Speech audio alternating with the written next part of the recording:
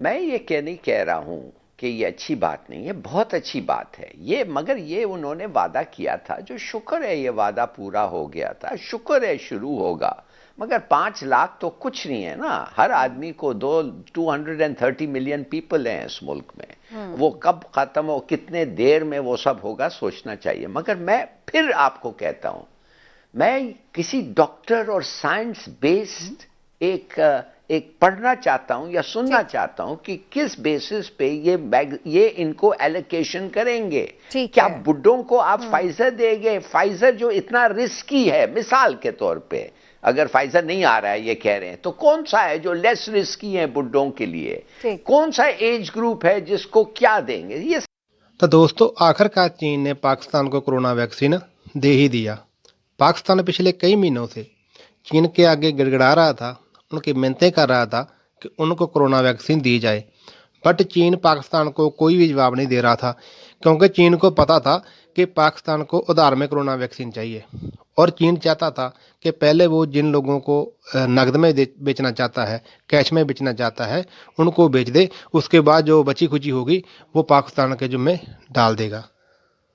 तो अब पाकिस्तान को चीन ने कोरोना वैक्सीन दे तो दी है, बट पाकिस्तान के आगे जो सबसे बड़ी अब समस्या ही है वो ये है कि पाकिस्तान को इसका इस्तेमाल नहीं करना आता। पाकिस्तान की मीडिया के लोग जो इस बात की चर्चा कर रहे हैं कि हमको चीन ने कोरोना वैक्सीन दे तो दी है, हमको ये नहीं पता कि इसको यूज़ कैसे करना है और किस व्यक्ति को कितनी लगानी है। पाकिस्तानी मीडिया के लोग इस बात के लिए भी चिंतित हैं कि बूढ़ों को कितनी लगाई जाएगी, बच्चों को कितनी लगाई जाएगी, और जो यंग लोग हैं उनकी कितनी लगाई जाएगी। इस बात की जो पाकिस्तान के अंदर चर्चा चल रही है, क्योंकि पाकिस्तान को पता है कि उनके जो डॉक्टर हैं उनकी कितनी काबिलियत है। बड़ी अच्छी खबर है इमरान साहब और हिलाली साहब, सब पाकिस्तानी जानते हैं कि फाइनली कोरोना वैक्सीन अब पाकिस्तान पहुंच रही है। तैयारे में लोड भी हो चुकी है चाइना की तरफ से, और कुछ ही ज़ाहिर है घंटों में पहुंच भी जाएगी और उसके बाद फिर आवाम तक पहुंचेगी। इस सिलसिले में बात करना बड़ा ज़रूरी है। सर, क्या लग रहा है आपको, कोरोना वैक्सीन पर हुकूमत पर बड़ी तनकीद हो रही थी कि जी इनकी कोई प्लानिंग नहीं है, कोई पता नहीं है कहाँ से मंगवा रहे हैं, कब आएगी, कितने लोगों को मिलेगी, कुछ नहीं पता। अब और भी तनकीद होगी, इसलिए लोग पूछेंगे भाई कौन सा वैक्सीन आप दे रहे हैं, किसको? मिसाल के तौर को पहले जो लोगों को वैक्सीनेट हो रहे हैं, क्या उनको साइनोफार्म मिलेगा, कि उनको मॉडर्ना मिलेगा, क्या उनको फाइजर मिलेगा, क्या उनको स्पुटनिक मिलेगा? कौन सा वैक्सीन है जो उनको मिलेगा और किस बेसिस पे आप वो वैक्सीन को तकसीम करेंगे? अब तो बहुत ही बड़ी बातें आ जाएंगी ना। इसलिए कि वैक्सीन की असर और इफिकेसी जो है वो बड़ी जरूर। कोई वैक्सीन है, एक जॉनसन एंड जॉनसन का भी नया आया है, वो 60%, 66% है। वो फाइजर जो है वो 95% है, मगर दूसरे जो हैं 70 है, कोई 80 है। देखिए, तो किस बेसिस पे ये तकसीम होगा? कोई कहेगा कि मुझे 95 चाहिए, तो क्या आप उसको 66 दे देंगे?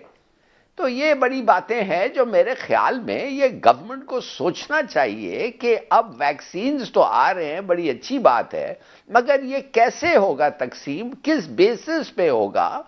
बूढ़ों को ज्यादा जी, इसके लिए उन्होंने बिल्कुल बनाई हुई है स्ट्रेटेजी कि पहले जो हैं जो खुद लोग हैं जो ट्रीट कर रहे हैं, जो स्टाफ है, मेडिकल स्टाफ, उनको पहले मरहले में दिया जाएगा सबसे पहले। नहीं, वो तो आप तो मुझे नहीं समीना, आप तो मुझे बता रही हैं जो ऑर्डर ऑफ प्रेसिडेंस है वो तो छोड़ें। मैं कह रहा हूं उनको कौन सा वैक्सीन देंगे? मॉडर्ना देंगे, साइनोफार्म देंगे, जॉनसन एंड जॉनसन देंगे, स्पुटनिक देंगे, कौन सा देंगे? यानी किस एज ग्रुप के लिए कौन सी वैक्सीन ठीक है? क्योंकि मुख्तलिफ 2-3 तरह की अब तो आ रही है ना आने वाले दिनों में, ठीक है? यानी आपको लगता है कि अभी मजीद भी इसमें मजीद भी क्लैरिफिकेशन की जरूरत है। लेकिन इमरान साहब, थोड़ा सा इस हवाले से आप जो इन्फॉर्मेशन शेयर करना चाहे वो भी शेयर करें, और साथ साथ वज़ीर ख़ारजा ने ये बताया कि जी अवाम के लिए तो ये वैक्सीन मुफ्त भी फराम की जाएगी हुकूमत की तरफ से जो होगी।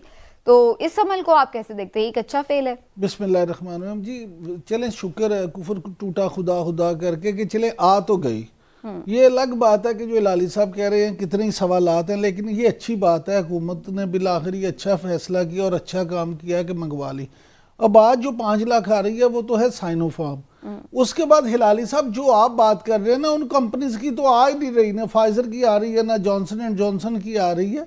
यहाँ तो आइसोजाइनिका की आएगी। अब वो, हाँ जी, अब उसमें ये चीज़ें हैं कि जो आएगी कंपनी जिसकी आएगी वहाँ पे वो ही इन्होंने देनी है ना, क्योंकि फाइजर या दूसरे जो मल्टीनेशनल्स हैं उनको तो पहले ही दूसरे मुल्कों से भी काफ़ी ऑर्डर मिल चुके हैं। लेकिन मैं समझता हूँ हुकूमत ने एक अच्छा काम किया है, और 60 साल से जो जायद उम्र लोग हैं उनके लिए भी जो स्ट्रेटजी बनाई गई है वो भी बेहतर है कि उनको पहले ये वैक्सीन दी जाए, ताकि बिल्कुल ऐसे ही। तो हम उम्मीद कर सकते हैं कि आने वाले दिनों में सिलसिले में कुछ कहना चाह रहे हैं लाल साहब? नहीं जी हाँ प्लीज, देखिए 2-3 चीजें समझिए प्लीज। मैं ये नहीं कह रहा हूं कि ये अच्छी बात नहीं है, बहुत अच्छी बात है ये, मगर ये उन्होंने वादा किया था, जो शुक्र है ये वादा पूरा हो गया था, शुक्र है शुरू होगा। मगर 5 लाख तो कुछ नहीं है ना, हर आदमी को 230 मिलियन पीपल हैं इस मुल्क में, वो कब खत्म हो, कितने देर में वो सब होगा, सोचना चाहिए। मगर मैं फिर आपको कहता हूं, मैं किसी डॉक्टर और साइंस बेस्ड एक पढ़ना चाहता हूं या सुनना चाहता हूं कि किस बेसिस पे ये इनको एलोकेशन करेंगे। क्या बुड्ढों को आप फाइजर देंगे? फाइजर जो इतना रिस्की है, मिसाल के तौर पे अगर फाइजर नहीं आ रहा है ये कह रहे हैं, तो कौन सा है जो लेस रिस्की है बुड्ढों के लिए? कौन सा एज ग्रुप है जिसको क्या देंगे? ये सब चीजें ये होंगे डिफाइंड। बिल्कुल, आपके कंसर्न बिल्कुल ठीक है, जायज हैं, और वी होप कि इस सिलसिले में भी जब इतनी सारी चीजों में प्लानिंग हो रही है तो इसमें भी कुछ ना कुछ चीजें आ जाएंगी इंशाल्लाह, होपफुली। लेकिन वैसे वो ये जरूर कह रहे हैं कि जी सिलेक्टेड प्राइम मिनिस्टर जो हैं वो नाकाम हो चुके हैं इस्तीफा देने में, और उन्होंने ये भी कहा है कि ये उनके लिए एक बाइज्जत मौका था कि वो तमाम तनाज़ात से हटकर अपनी आराम से इज्जत बचा लेते, क्योंकि काम तो उनसे हो नहीं रहा। साथ ही साथ उन्होंने इस्टेब्लिशमेंट को भी मैसेज दिया कि जी खुद को तनाज़ात से दूर कर ले, सियासी जमातों को खुद चीज़ें जो हैं हमारी रिजॉल्व करने दे। एक जो उन्होंने बीच में एक इंदिया दिया है आगे की लाहेमल का, वो ये है कि जी लॉन्ग मार्च, अदम एतमाद या इस्तीफों के हवाले से आइंदा इजलास में गुफ्तगू होगी तो फिर कोई लाहे अमल का ऐलान किया जाएगा। तो इस तरीके का उनका एक ट्वीट किया है। देखिए, मैं लाहौर के मार्च के बाद आपको कहा था कि इनमें हवा खत्म हो गया है पीडीएम का। इन्होंने क्या हासिल किया है? क्या सिलेक्टर्स तगड़े नहीं हो गए हैं? बहुत तगड़े हो गए। क्या रेजिग्नेशंस इन्होंने हासिल किया? क्या गवर्नमेंट हिली हुई है? बिल्कुल नहीं। ये जलसे बिल्कुल बेकार, और जितने स्टेज पे लोग चढ़े हुए थे सब झूठे नजर आ रहे हैं अभी तो। ये एक ही चीज इन्होंने हासिल किया है, इन्होंने कोरोना फैलाया है, नफरतें बांटी हैं, और इत्तेहाद जो है वो उस पर कम हुआ है, और कुछ नहीं हुआ है इसमें। I mean it's terrible. अगर आप मैं आपको एक एक करके नाम ले सकता हूं। मौलाना साहब देखिए, उनके चेयरमैनशिप से, पीडीएम के चेयरमैनशिप से पहले उन्होंने सीट खो गए थे। उनको ऑनरेरियम 12 करोड़ नहीं मिल रहा था जो वो मिलना चाहिए था, वो कश्मीर कमेटी के से चेयरमैनशिप से। उनको अपना घर जो था, हाँ, उनका घर जो था मिनिस्टर्स एनक्लेव में, वो खत्म हो गया था। वो आइसोलेट हो गए थे। उनकी पार्टी अब टूट गई है। उनका स्टैंडिंग जो है कम हो गया है। वो अब थूक के चाट रहे हैं। वो ये कह रहे हैं कि ये जो इदारा है, ये जो कह रहे थे हम ऐसी की तैसी तुम्हारे को कर देंगे, ये कह देंगे छोटा सा गिला है, ये तुम लोग, हम we are all in a family, ये छोटा सा गिला है और कुछ इससे ज्यादा नहीं है। इनकी अपनी लिबर्टी थ्रेटन हो गई है, ये किसी वक्त भी जेल पे जा सकते हैं। तो ये क्या माने कि अभी भी ये नहीं मान रहे, अभी भी ये समझते हैं कि कुछ हो सकता है। ये क्यों कह रहे हैं फौज को कि भाई तोड़ो मत पार्टीज को? भाई तुम अगर इकट्ठे हो तो कैसे टूटेगा पार्टी?